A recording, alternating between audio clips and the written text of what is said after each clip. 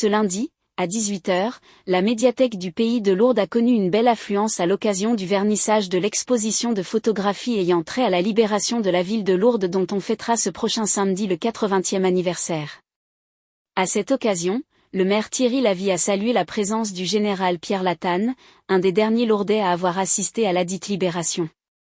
Était également présent le père Michel Dauban, recteur du sanctuaire, ainsi que des élus lourdais et du Pays de Lourdes. On écoute le discours du premier magistrat. Monsieur le recteur du sanctuaire, merci d'être présent parmi nous. Mon général, très cher général, qui relevait encore d'une blessure dernière, d'une chute, mais qui n'a pas eu raison de vous, puisque vous êtes là en grande forme. Merci d'être venu jusqu'à nous, parce que c'était pas gagné. On est très heureux de vous accueillir, mon général. Merci.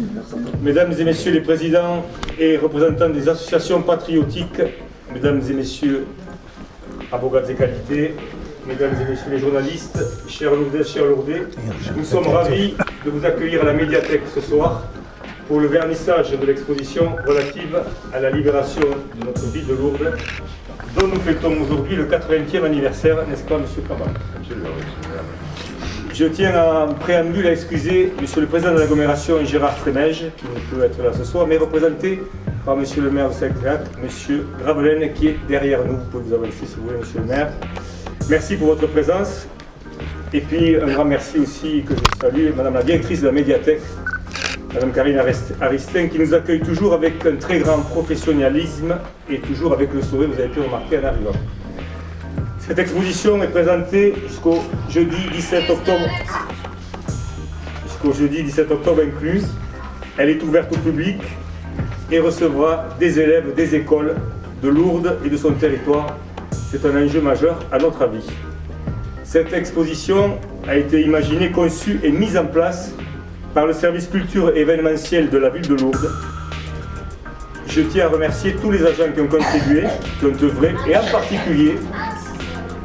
particulier madame Nathalie Terrasse, je ne sais pas où elle est madame Terrasse, elle est par là, venez madame Terrasse, venez, qui travaille depuis plus d'un an, qui a fait des recherches très approfondies et qui est donc la cheville ouvrière de ce projet inédit. Merci madame Terrasse. Alors pourquoi inédit? Parce que l'ensemble du fonds documentaire présenté provient de différentes sources, habitations, associations, musées, archives départementales et bien d'autres. Je tiens à remercier aussi toutes les personnes, institutions et associations qui ont donné de leur temps et qui nous ont aidés à constituer cette exposition. Ce projet participatif nous a permis de récolter des archives publiques et privées, de pouvoir les exposer au grand public pour, in fine, perpétuer le devoir de mémoire et célébrer ensemble ces 80 ans de paix dans notre pays, un pays qui, à notre avis, a bien besoin de voir nos valeurs républicaines mettre en avant de nouveau et pour toujours. Il y a 80 ans, le 19 août 1944, la ville de Lourdes était libérée de l'occupation allemande. Le procès-verbal que voici, de la reddition de la garnison de Lourdes, a été signé à l'hôtel Beauséjour, en face de la gare, au poste de commandement des douanes allemandes à Lourdes, entre le lieutenant-colonel Martial, de la Direction générale des services spéciaux de l'état-major, le commandant Pulcher, le capitaine honoré Ozon, dit Léon, chef du secteur FFI de Lourdes, et le sous-préfet Yves Saint-Pierre de l'arrondissement d'Argelès-Gazost.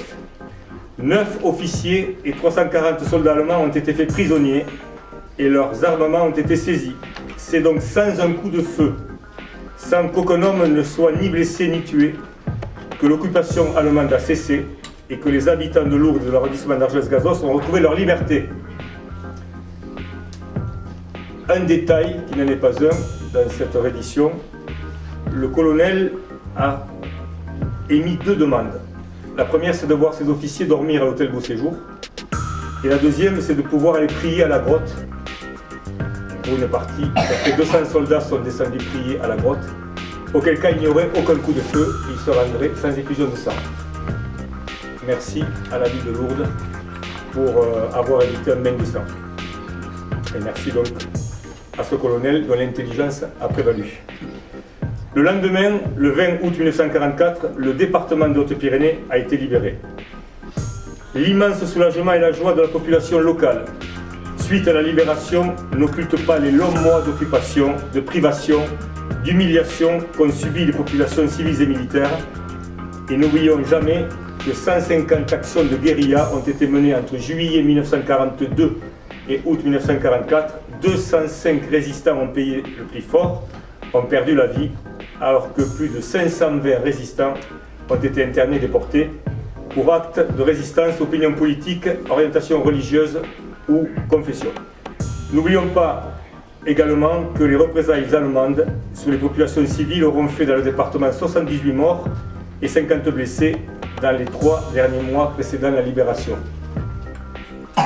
Aujourd'hui, mon général, nous nous souvenons. Aujourd'hui, nous commémorons. Aujourd'hui, nous formulons le vœu de paix dans notre pays. Souhaitons pour toujours, quand on voit que la guerre est aux portes de l'Europe. Vive Lourdes, vive la République, vive la France. Je voudrais rajouter un propos que vous pourrez observer par l'action samedi. La salle du conseil municipal de la ville de Lourdes va ouvrir ses portes et ses murs aux femmes résistantes de la ville.